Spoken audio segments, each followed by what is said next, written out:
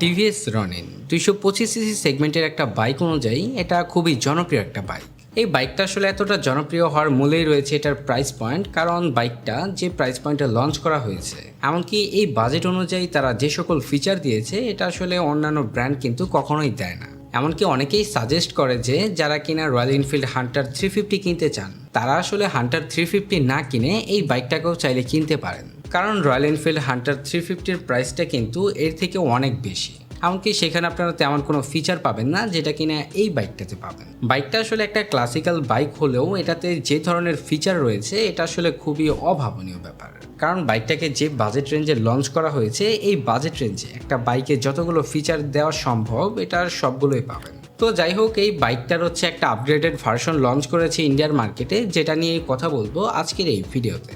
আজকের ভিডিওতে এই বাইকটার ফুল স্পেসিফিকেশনের পাশাপাশি বাইকটাতে কি কি আপডেট ফিচার রয়েছে, এমনকি বাইকটা যখন বাংলাদেশের মার্কেটে আসবে তখন এটার প্রাইস কেমন হতে পারে, এই সকল বিষয় সম্পর্কে জানতে পারবেন। তো চলুন ভিডিওটা শুরু করা যাক। আর আপনি যদি বাইক রিলেটেড যে কোনো ধরনের ইনফরমেশন পেতে চান তাহলে আমাদের চ্যানেলটাকে সাবস্ক্রাইব করে আমাদের পাশেই থাকবেন। তো বন্ধুরা চলুন ভিডিওটা শুরু করা যাক। শুরুতেই কথা বলতে হয় বাইকটার লুকস অ্যান্ড ডিজাইন এবং এর বিল্ড কোয়ালিটি। এক কথায় বলতে গেলে বাইকটার লুকস অ্যান্ড ডিজাইন কিন্তু খুবই সুন্দর করা হয়েছে, কারণ যেহেতু ম্যাট ফিনিশ রয়েছে যেটা আসলে বাইকটাকে আরো প্রিমিয়াম ফিল করায়। কারণ ম্যাট ফিনিশ থাকার কারণে একটা বাইককে দেখতে খুবই আই ক্যাচি লাগে, এমনকি এটা খুবই প্রিমিয়াম দেখায় একটা বাইককে। আর তাছাড়া এটার বিল্ড কোয়ালিটি নিয়ে বলতে গেলে এটার বিল্ড কোয়ালিটিও কিন্তু মোটামুটি ভালোই বলা যায়। এই বাইকটার ক্ষেত্রে যদি আমি বিগত মডেলের সাথে পরিবর্তনের কথা বলি, এখানে আপনারা গ্রাফিক্সে কিছুমাত্র পরিবর্তন পাবেন, এছাড়া পুরোপুরি বিগত মডেলের মতোই। এছাড়া বাইকটাকে বেশ কয়েকটা নতুন কালারেও লঞ্চ করা হয়েছে।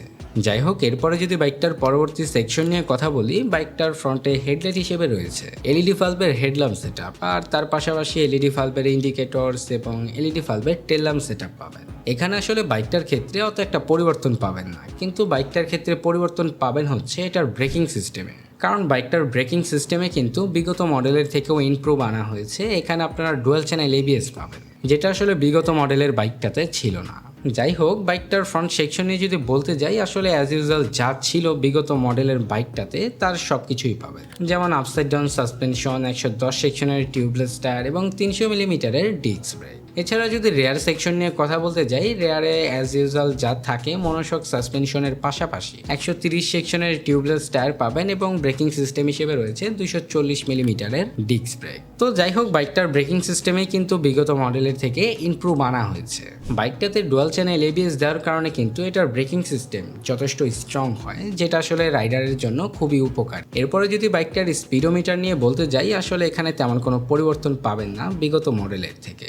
এই বাইকটা একটা ক্লাসিক্যাল বাইক হওয়ার সত্ত্বেও বাইকটাতে যে স্পিডোমিটারটা রয়েছে এটা কিন্তু খুবই ভালো ব্যাপার, কারণ সাধারণত একটা ক্লাসিক্যাল বাইকে কিন্তু এই ধরনের ডিজিটাল স্পিডোমিটার থাকে না। এখানে আসলে থাকে হচ্ছে আপনার অ্যানালগ স্পিডোমিটার, যেটা বাইকটার ক্ষেত্রে নাই। এখানে আপনারা ফুললি ডিজিটাল একটি স্পিডোমিটার পাবেন, যেটাই বাইকটার জন্য খুবই ভালো একটা ফিচার বলা যায়। এছাড়া বাইকটার ইঞ্জিন সেকশন নিয়ে কথা বলতে গেলে, বাইকটাতে ইঞ্জিন হিসেবে রয়েছে 225.9 CC 4 stroke 4 valve single cylinder SOHC FI air plus oil cool engine. এছাড়া বাইকটার পাওয়ার এফিসিয়েন্সি নিয়ে বলতে গেলে, বাইকটা ম্যাক্সিমাম পাওয়ার প্রডিউস করে 20.7 PS অ্যাট 7750 RPM এবং ম্যাক্সিমাম টর্ক উৎপন্ন করে 19.93 নিউট্রাল মিটার অ্যাট 3750 RPM। এর ফলে বাইকটা থেকে আপনারা সর্বোচ্চ টপ স্পিড তুলতে পারবেন 120 থেকে 30 কিলোমিটারের মধ্যেই। আর তাছাড়া যদি মাইলেজ নিয়ে বলতে যাই, বাইকটা থেকে আপনারা মাইলেজ পাবেন অ্যারাউন্ড 40 কিলোমিটারের আশেপাশে। আর সবশেষে বাইকটার স্পিডকে মেনটেন করার জন্য